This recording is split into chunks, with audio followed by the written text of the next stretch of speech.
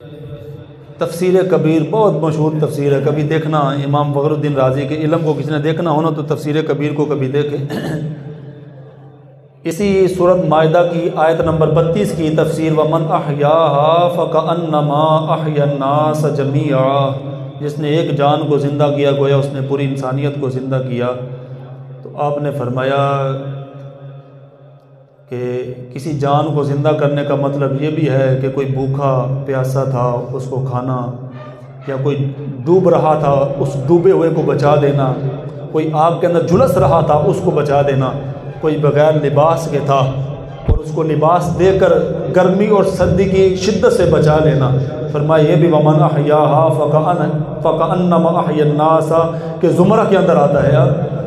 یہ امام فخر الدین رازی نے اس کی تفسیر لکھی ہے۔ دیکھو نا آج موسم بڑا سرد ہے اور بہت سارے لوگ ایسے بھی ہوں گے جن کے پاؤں کے اندر جوتا نہیں ہوتا، بیچارے گرم لباس نہیں خرید سکتے ہیں یہ موسم کی، اور بہت سارے لوگوں کو ہم دیکھتے ہیں اس سخت سردی کے اندر بھی فٹ پاتھ پر سوتے ہیں۔ اس سخت سردی کے اندر بھی فٹ پاتھ پر سوتے ہیں، جبکہ ہم کمرے کے اندر نیچے بھی گدا ہے، اوپر بھی رضائی ہے، کمبل ہے، پھر بھی ہمیں کبھی محسوس ہوتی ہے، کبھی تصور ہوتا ہے بندے کا کہ فٹ پاتھ پر سونے والا رات گزارتا کیسے ہوگا۔ یہی تو ہارون الرشید نے بہلول دنا کو پوچھا تھا، وہ مجنوں تھا، اس نے کہا کہ بہلول سنا آج کل تیری زندگی کیسے گزر رہی ہے، اور تیرا نہ مکان ہے، تو کبھی دجلہ کے کنارے ہوتا ہے، کبھی کدھر ہوتا ہے، کبھی کدھر ہوتا ہے، اس ٹاٹ پھٹے پرانے لباس کے اندر رات کیسے گزارتا ہے۔ بہلول نا ہارون الرشید کو کہنے لگا بادشاہ تیری اور میری رات ہے نا کچھ دونوں کی برابر ہے اور کچھ میری تیرے سے بہتر ہے۔ ہارون الرشید کو نہ اس کی بات سمجھ نہیں آئی، اور ہارون الرشید نہ گائے بگائے حضرت بہلول کو اپنے پاس بلاتا تھا۔ جس وقت اس کو پتہ چلا نا، وہ جس وقت اس نے اس کی بیوی کو کہا کہ یہ جنت کا گھر لے جا، جب خواب کے اندر دیکھا تو وہ مجنوں ہوتا ہی وہ ہے، اور مجنوں ہماری شریعت کہتی ہے تجلی الہی جس کی عقل کا شیشہ ٹوٹ جائے نا،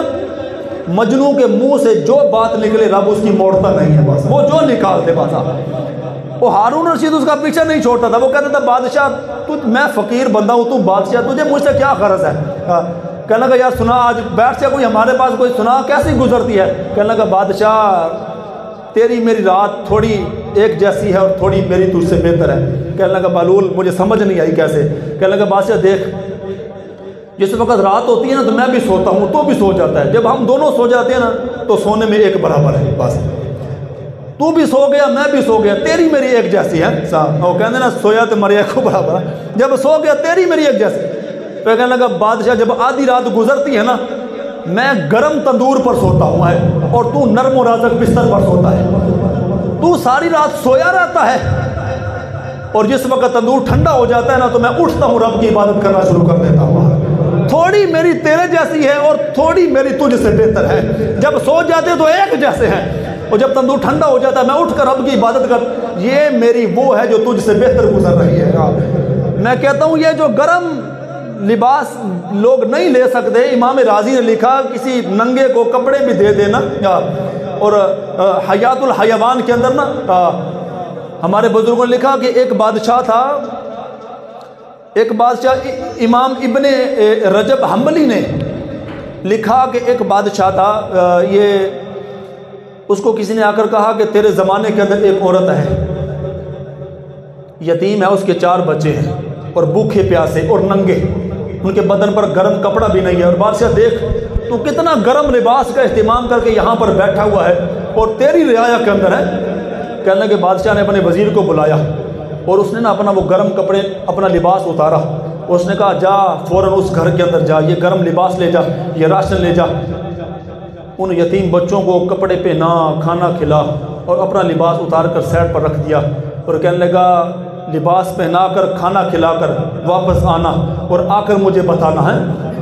جب تک بادشاہ نے کہا کہ تو یتیم بچوں کو کپڑے پہنا کر لباس پہنا کر واپس نہیں آئے گا نا اس وقت تک میں اپنا لباس نہیں پہنوں گا۔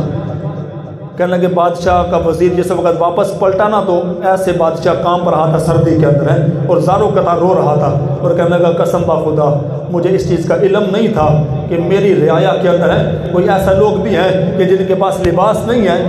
اور میں کہتا ہوں یہ وقت بھی تھا ایک وقت کہ اس وقت بادشاہ بھی ایسے لوگ ہوتے تھے، کیونکہ ان کی رعایا کے اندر ایک بندہ بھی ایسا ہوتا تھا